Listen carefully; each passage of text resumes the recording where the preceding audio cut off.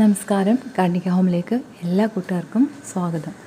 അടിയനത്തിൻ്റെ ഒരു പുതിയൊരു ഓഫറായിട്ടാണ് വന്നിരിക്കുന്നത്. ഈ കാണുന്ന ഈ പ്ലാന്റ്സ് എല്ലാം ഇതിൻ്റെ ഒരു 6 പ്ലാന്റ്സിൻ്റെ ഒരു പുതിയൊരു കോംബോ നമ്മൾ ഓഫറായിട്ട് ചെയ്തിട്ടുണ്ട്.